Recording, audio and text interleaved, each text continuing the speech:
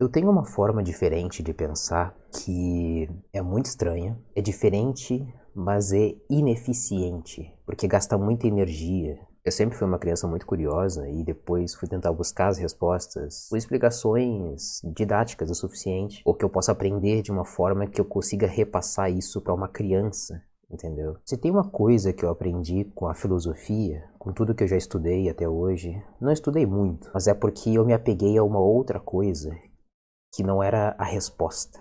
E a filosofia me amaldiçoou com isso. É o porquê das coisas. O porquê é foda. Mas também não é como se fosse super inteligente, tá ligado? Eu quero aprender nível TVE, tá ligado? Eu quero aprender nível TV Cultura, assim. E um desenho, me explica assim. Não quero a matemática também da parada. Mas eu quero entender a matemática, entendeu? Não quero saber das respostas pelos números, eu quero entender os porquês que existem os números, por que existe a matemática. É mais ou menos esse. É mais conceitual, filosófico, do que exato. Porque você sempre corre atrás do porquê. É como se fosse o vazio, tá ligado? É infinito de curiosidade. E isso gasta muita energia. Por isso que é ineficiente ficar pensando desse jeito o tempo todo. Mas por outro lado, quando você usa essa sua energia para algumas coisas que meio que importam, é assim, eu me importo muito com essa parte ética da vida. Talvez seja por isso que eu não consiga ser religioso. Eu sou agnóstico. Eu não sei.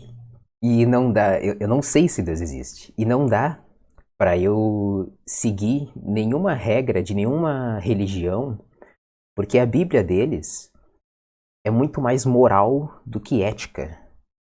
É muito mais sobre valores daquela época, onde não se pensava direito, né? Só se chegava a conclusões morais, que é uma coisa meio cultural. Você copia a cultura, né? E daí você meio que se abosta, né? A cultura se repete, você só vai repetindo, tendo a certeza, a garantia de que vai ser daquele jeito, e você aceita, né? Você não questiona.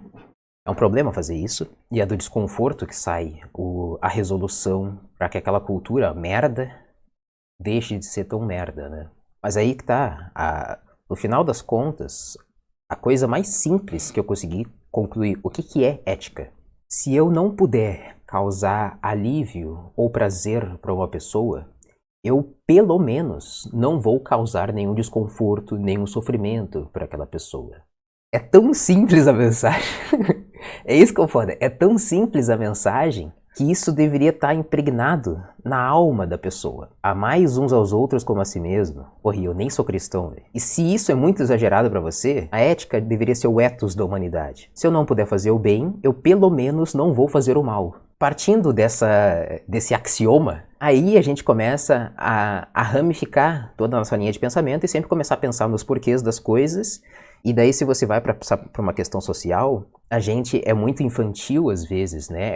Infantil, eu digo assim, é a primeira vez que você está passando por isso. Talvez você não saiba como reagir, mas você tem que ter uma inteligência emocional de entender esses porquês, e aí é você se defender um dia e você não causar aquilo de volta um dia. Senão a gente vai viver o tempo todo naquele dilema do porco-espinho, do Evangelion, tá ligado? Se você se aproximar muito, ou aquela pessoa vai te machucar, ou você vai machucar aquela pessoa. Eu não quero me machucar, nem te machucar. E eu sei que te machucar vai me machucar, né? Aí você vive em reclusão. Acho que a gente pensa assim, né? Você vai se preocupar em não retribuir, ainda mais em outras pessoas. E o de volta já é ruim, sabe? Você pode errar várias vezes, sabe? E ser vítima várias vezes. Não seja 100% vítima. Saiba da sua parcela de culpa nas coisas. É que nem a Morgana fala. Somos a soma dos nossos erros. Mas eu também entendo que as pessoas estão com medo, né?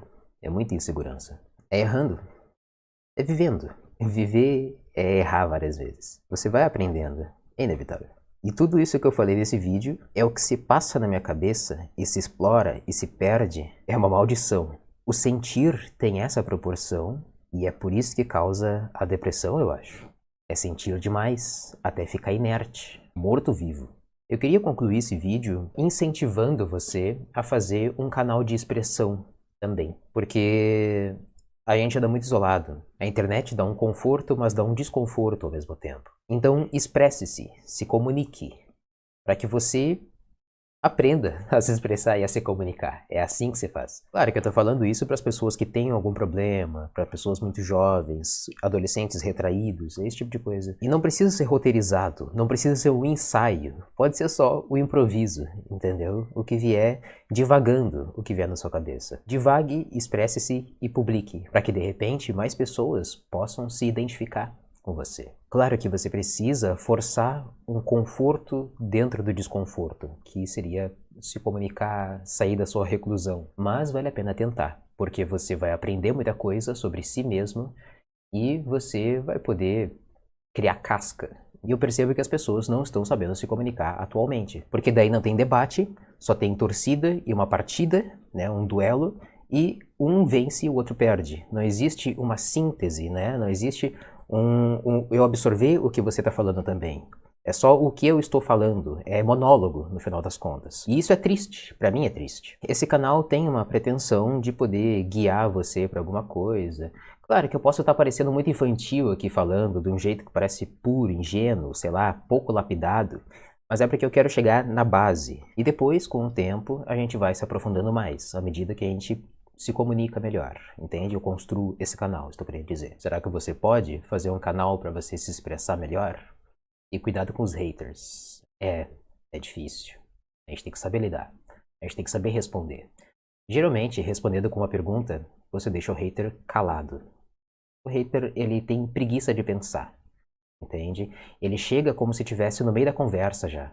Como se ele já tivesse pré-concepções, né? Ele já tivesse concluído várias coisas sobre você antes mesmo de começar a conversa. Então ele chega, parece que no embalo da conversa, na terceira marcha, na quarta marcha já. Então se você faz uma pergunta para ele, você quebra toda a construção que ele fez anterior.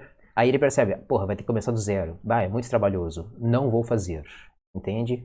Porque o hater é um ignorante. Ela vai passar por isso várias vezes até aprender a pensar.